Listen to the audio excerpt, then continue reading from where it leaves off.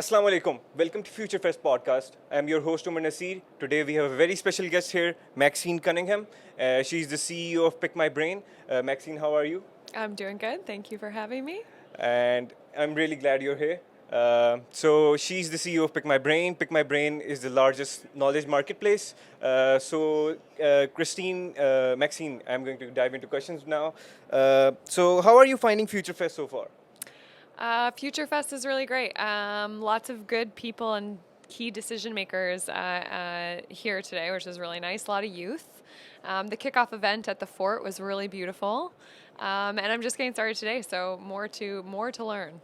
Right, that's great. So tell us about Pick My Brain. How did you come up with the idea, and how's your journey been so far? So how did I come up with the idea? Number one, I always found that conversations with people would open up the most amount of doors in my life. And I thought, I just started to think out loud as like, what if I could have a conversation with anyone in the world? What would that give me the opportunity to do? Yeah. At the same time, my mom was actually retiring. She was a successful entrepreneur for 25 years and wanted to let the world know that she was there to share her knowledge, but she didn't know how. And I just thought, how is it so hard to share your knowledge with the world? Why is that so difficult to do that? And I remember looking up how many people retired every year. And I thought, they might have that same problem. You finish your career, you put all your time and energy and effort into building up your skill set and your experiences. And if you don't know how to pass it down, what is the point? Yeah. And so those two things kind of combined. And I also was an environmental economist at the time, and I just didn't want to contribute to the buying and selling of products anymore. And I thought, what if knowledge commerce could become as big as e-commerce? What if we could buy and share and exchange knowledge for money? And all those three things just combined. And I thought, if Airbnb, if I can rent a place anywhere in the world and step into someone's home, it's not so inconceivable that I could have a conversation with anyone in the world and connect with them one-on-one. Yeah, so that really like come together, and I thought, you know what, I'm gonna test this. I'm gonna go see if people would be willing to paid to have a conversation with me. And so I listed an offer online, and it was called Hang Out with a Vancouver I'm from Vancouver. Hang out with a Vancouver startup founder and let's talk about the future of work over a cup of coffee. And I charged $50. And I said, okay, well, let's see if people would be willing to pay to have a conversation with me so I can validate this idea. And 60 people from around the world booked and paid me to have a coffee and conversation over the span of 3 months. Right. And it wasn't the $3,000 that I had made from those interactions that convinced me to go all in on Pick My Brain. It was the type of people that were able to find me and what those conversations turned into. So the first person that booked me ended up becoming my first employee. The second person that booked me ended up writing me a $50,000 check. The third person that booked me, I ended up falling in love with. Right. And then I had 57 other people book me, and I, at the end, had this global network and could stay in multiple countries with people because of a conversation. Because after a conversation, you don't forget someone. You're able to go deeper. So that convinced me to go all in on Pick My Brain and make this easy for anybody in the world to do. Right. So what sets Pick My Brain apart from other platforms?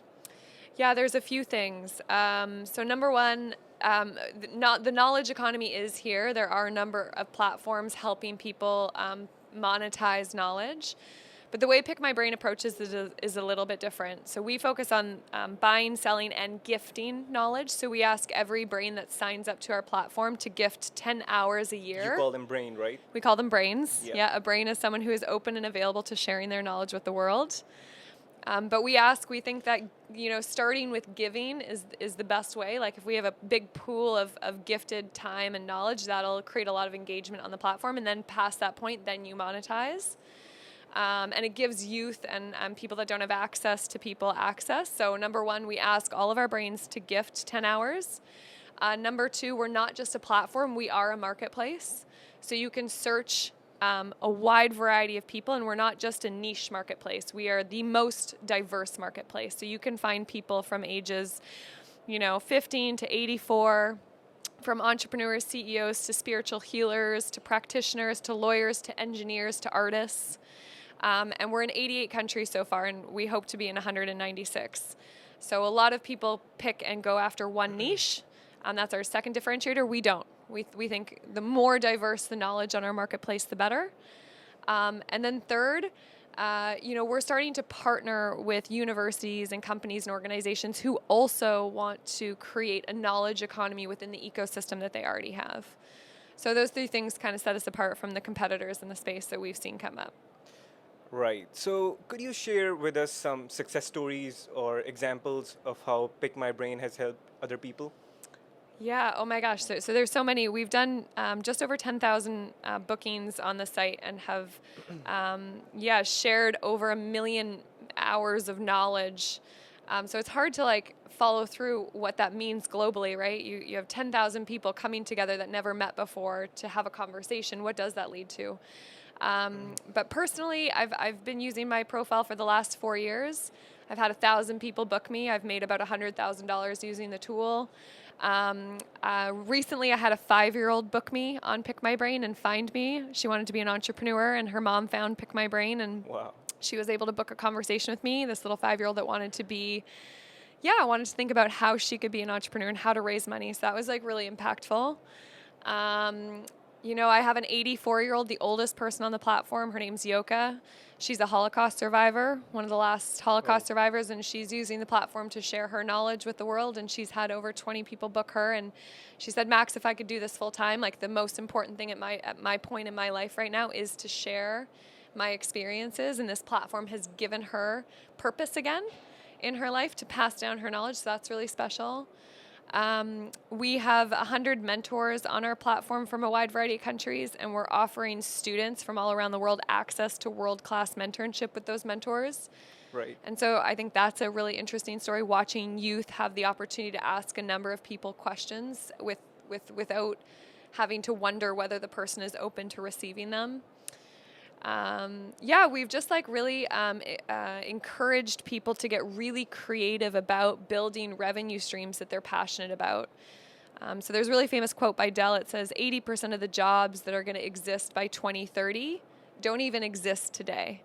So, that's like mass amount of creative recreation, creative destruction.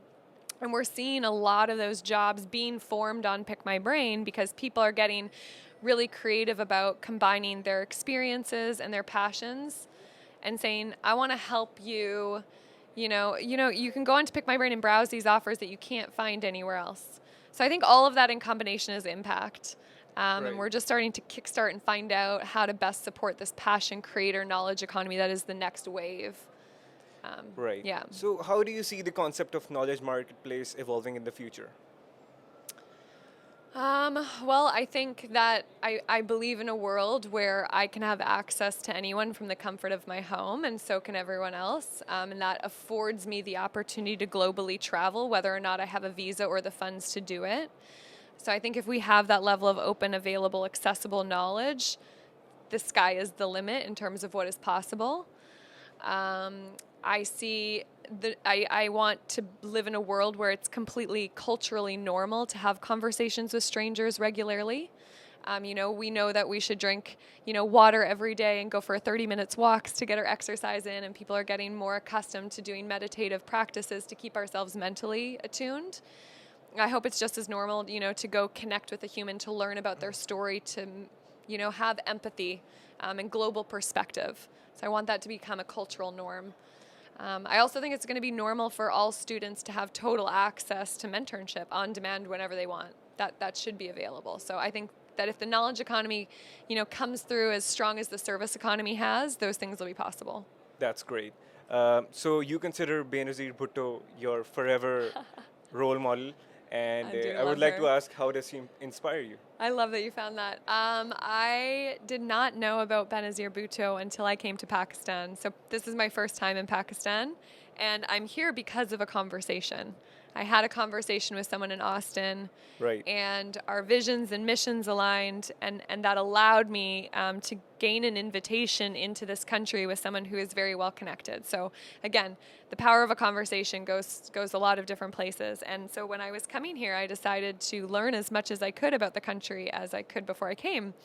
And I actually made a post on Instagram. I was like, if anyone from Pakistan is open for me to pick their brain, I'm like happy to pay to just get your perspective on politics, on the country's GDP, like how the country the cultural norms.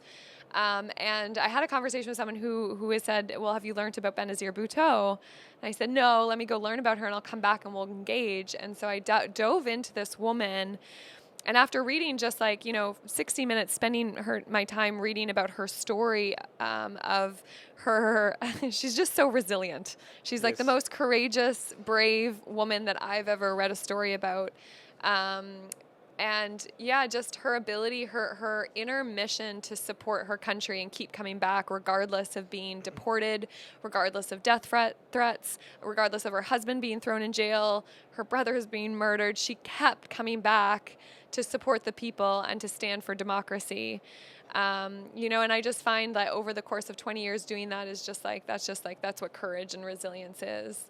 And, being the first Muslim president of a country is huge in and of itself. So I just found her, as a female tech founder that's trying to push a new category and, the resilience that it requires. I'm only 5 years in. She dedicated her entire life to coming back in this situation. So I just find that when I'm having a hard day, nothing is in comparison to what it must have been like for her to go where she did and motivate the people of her country like she did. I just find her very motivating. Right. Yeah. So in the future, how do you want users to use your platform? Two ways. So I would love, like I said, if you're ever feeling a lull of inspiration, or you want to validate ideas you have, or you want to feel more connected or more global, I want you to just think about going to Pick My Brain and finding someone to have a conversation with and just get really curious about that person's story. Ask questions about their perspective, about their story, about their challenges, about their successes, and you will get a download of inspiration. And if you'll feel connected to the fabric of society, you'll start to understand yourself and the world a little bit better. So I would like to challenge everyone in the world to meet one stranger a month. That's it. One stranger a month. One stranger a month. Go on to Pick My Brain and commit to booking one conversation with someone once a month and asking about their life, asking about what they learned. And you will walk away with more opportunities than you could possibly do without that. You will walk away with global awareness, perspective, empathy. You'll just get a better, deeper sense of who you are and what is the purpose of life. So my quest is challenge yourself to meet 10 strangers a year. That's it. And if you do that, your life will change. And I think the world will become a more, peaceful, open, accessible, there'll just be more love between the world's people. And then if you're someone who has a lot of knowledge to share, sign up and build a profile and submit it for review and let the world know that you are also open and available to sharing your knowledge, and don't feel like you have to be an expert to do it. Perspective is perspective. Sometimes, the last conversation I had on Pick My Brain was with a woman from Egypt who said, ask me about the Egyptian revolution. And, she's not an expert, but she lived it. And I was so curious to hear her perspective on that because of what's happening in Iran right now. So I just had, I booked her and I said, listen, I just want to know, what was it like to fight and to fight for your values, to risk your life for your values? Did you ever think you would be in that situation? Did your parents and you have the same views? What was that like? Did that create conflict in your family? Did that create conflict in your friends? What was it like after the revolution and before? And those questions taught me more about the world than any class did. And I wouldn't be able to articulate that I would want that knowledge, but when I saw her, I was like, okay, I could learn more about this. I know very little about Egypt, but why not go fill that gap? Those like that just generally being a curious person takes you so far and takes society so far. My message is just make a commitment to yourself to meeting 10 strangers and asking about their life, doing your due diligence to be a really good citizen. And if you're feeling really brave, sign up to be a brain as well and let the world know that you're open and available. And just that is a revolutionary act.